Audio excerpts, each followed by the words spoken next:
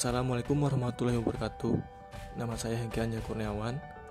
Hari ini saya akan menjelaskan mengenai paper yang berjudul Teaching Sustainability in Geoscience Field Education at Falun Mine World Heritage Site in Sweden oleh Hellquist 2019. Pada masa seperti sekarang ini, ilmu kebumian telah banyak menjawab pertanyaan yang berhubungan dengan lingkungan dan pembangunan berkelanjutan. Hal ini menyebabkan pentingnya untuk melakukan kajian tentang pembangunan keberlanjutan. Keuntungan dalam membahas ilmu ini adalah lebih jelas ketika bumi dipahami secara holistik sebagai sistem yang dinamis dan berinteraksi dengan siklus stabilisasi. Selain itu, ilmu kebumian dapat digunakan sebagai alat efektif untuk memahami bidang ilmu lain. Selanjutnya, penambangan keberlanjutan adalah kontradiksi yang melekat pada sifatnya. Hal ini karena perusahaan yang bertambangan selain penambang dan ekstraksi juga menggunakan energi dan air dalam jumlah besar di berbagai bagian produksinya, sehingga menimbulkan berbagai dampak lingkungan dan sosial. Dalam melakukan kajian studi lapangan untuk memahami ilmu kebumian memiliki beberapa faktor, antara lain ketersediaan, visibilitas, hal yang mendasar yang dimiliki dalam lokasi. Situs lapangan yang cenderung memiliki hubungan yang kuat dengan sejarah budaya lokal, karena isu pembangunan keberlanjutan seringkali berkaitan dengan dampak manusia dan penggunaan lingkungan yang berguna, karena menyediakan situasi yang beragam untuk studi yang berhasil tentang keberlanjutan di lapangan. Hal ini mengasumsikan bahwa ini terlihat selama kunjungan dan membahas tidak ada masalah dalam perkembangan sejarah, yaitu waktu geologi, arkeologi, dan sejarah.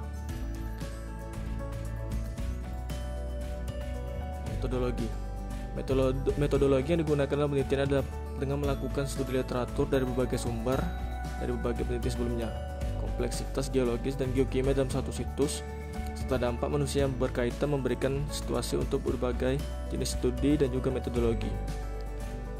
Beberapa situs lapangan yang lebih disukai adalah area dengan perhatian khusus seperti geopark, geosite, cagar alam, dan situs warisan dunia UNESCO.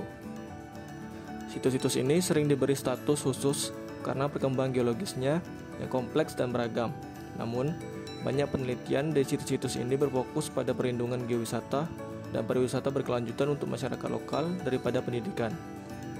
Dalam kasus ini, ahli geosains bekerja dengan pemecahan masalah praktis di sekitar lingkungan, iklim, sumber daya alam, risiko bahaya alam, dan keberlanjutan.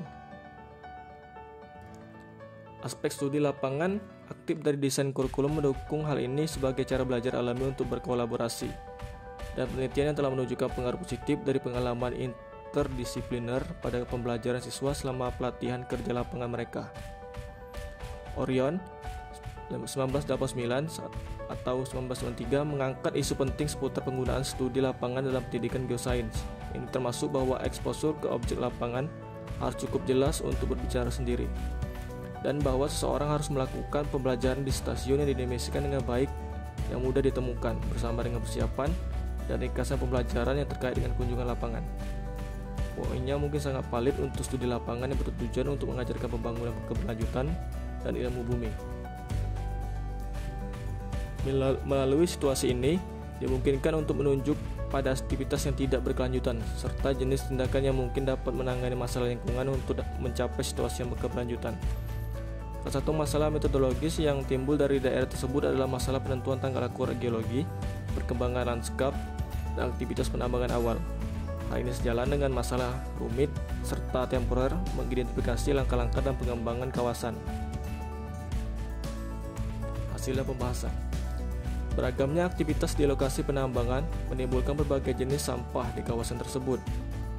Seperti disebutkan sebelumnya, ini termasuk terak, isi terak, birit pagang dari proses pemanggangan, kolam tiling, pertambangan modern, dan juga produk limbah lampu.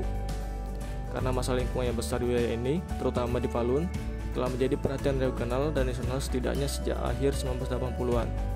Sebuah proyek untuk menangani ini yang disebut Falun Proyek ditangani dengan program yang luas remediasi, pembersihan air, penutupan limbah, dan pembersihan tanah di situs warisan antara tahun 1992 dan 2008 untuk memberikan situasi lingkungan yang lebih berkelanjutan. Kesimpulan, area bekas pertambangan sangat sesuai untuk menyediakan situs kajian yang lengkap untuk ilmu kebumian, karena merupakan wilayah ilmu bumi yang juga menjadi contoh dampak manusia. masalah lingkungan, keberlanjutan, dan sejarah budaya. Pada dasarnya, tambang adalah formasi geologi batuan dasar dengan biji yang bernilai ekonomis dan penting bagi masyarakat. Ditambang dengan berbagai cara. Kegiatan tersebut berdampak besar pada lingkungan, mengakibatkan perubahan bentang alam yang luas yang mengubah kawasan dari situasi alam menjadi lingkungan yang dipengaruhi oleh manusia. Produk limbah dalam jumlah besar yang perlu diolah dengan hati-hati. Hal ini menyebabkan banyaknya dampak pencemaran lingkungan yang terjadi karena proses penambangan. Pada ilmu kebumian, situs tersebut harus tersedia untuk komunitas ilmu pengetahuan alam dan harus memungkinkan untuk memanfaatkannya mengembangkan berbagai prospek pendidikan dan pengajaran. Tersebut dapat membantu keaktifan mahasiswa dalam melakukan pelajaran sehingga mahasiswa dapat mencerna pengajaran dengan cepat. Ahli geosains harus dapat bekerja dengan pemecahan masalah praktis di sekitar lingkungan, iklim, sumber daya alam, risiko bahaya alam, dan keberlanjutan sehingga dapat mendukung pengalaman kerja lapangan yang aktif sebagai cara efektif untuk mengajarkan keberlanjutan.